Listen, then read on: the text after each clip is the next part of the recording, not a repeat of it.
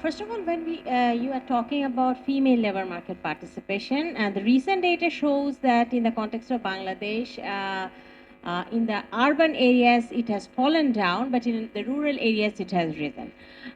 One of the reason behind it is the gender norm, as you rightly pointed out, and also I think one of the reason is like in the RMG sector we don't see as many women as we used to see, and one of the reason behind is the increased automation. So we need to have another sector for female labor market participation to pool the women and to have them give a sort of formalized job. But at the same time, when we look at this scenario, the problem is like we are not seeing that type of sector. One solution could be like the platform economy, like the food delivery system, and this is not only for the female but also for the male as well. But I was doing a work and we found that those who are employer, they don't want formalization, and they think that will constrain the growth of the sector. But at the same time, the workers has the complaint that that is affecting their wages, their type of work, and so they're not getting the decent job. So this is another aspect as well. So how we can come up with new sectors, but at the same time, for the formal sector or for the informal sector, how to make it formalized without obstructing the growth potential. There were a lot of interesting observations in your questions. First, the change in female labor force participation in the rural area in Bangladesh, I think that is a change in definition also. And we all realize that it's incredibly difficult to measure it correctly, especially in rural areas. So that's not necessarily an actual change, but it could be a statistical change because you changed the definition. That is one.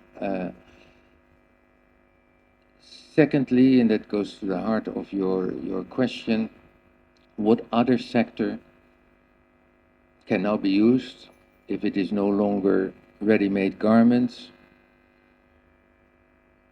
My answer would be all sectors. I think it is wrong, and I'm very provocative here, but I think it is wrong to think in terms of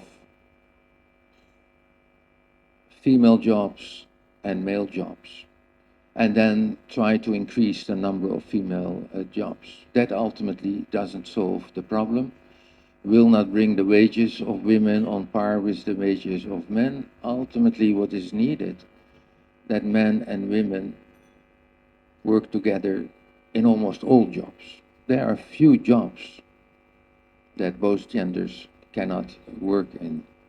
And to give the example of the ready-made garment industry in Bangladesh, which is often in research seen as the driver why female labor force participation in Bangladesh was higher than for example, in India. I was in Pakistan in a textile factory with thousands of workers. There was not a single woman, it was all men. So nowhere it is written that the garment sector is for female. Yeah, it's all about norms.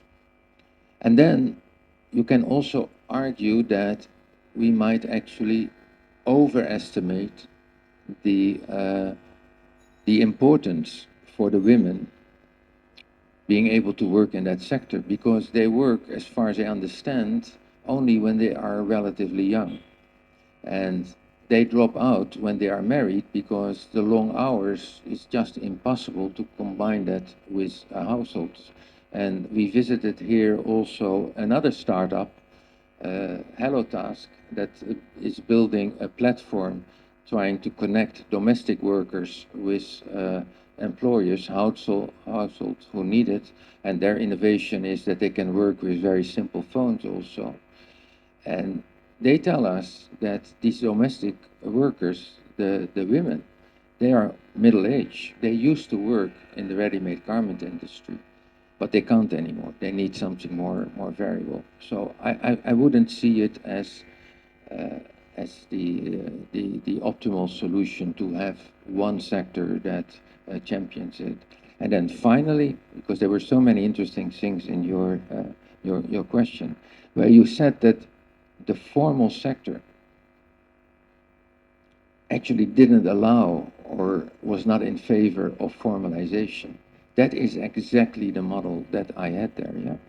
You can sustain these benefits, these preferential positions, only when you have an entry barrier.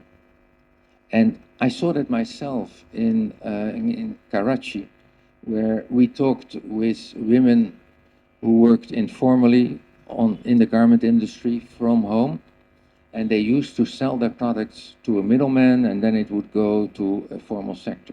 They would get very little for their products. And then they started organizing themselves, and they circumvented the middleman, and they tripled their income by directly selling it to the market. And the husbands, who didn't allow these women to work out of the house, saw the tripling of the income and start changing their mind. And now they have a center where they train each other and where they benefit from coordinating. But then the middlemen started harassing them because they didn't want them to directly sell to the market. And that's where you see that that system with a privileged sector and then all the outsiders is incredibly beneficial for the privileged sector because they buy the cheap work and the cheap products from the informal sector. And then they tried at the local government to register. They were already 7 months, I think, working on it. Hadn't succeeded yet. And so that idea that it is easy to formalize, that's not true. And that's exactly why we have to follow these startups and understand what their problems are and how they can become more productive. Yeah. Thanks so much for these questions. Thank you so much, sir, for your brilliant presentation. It was so lucid and so to the point.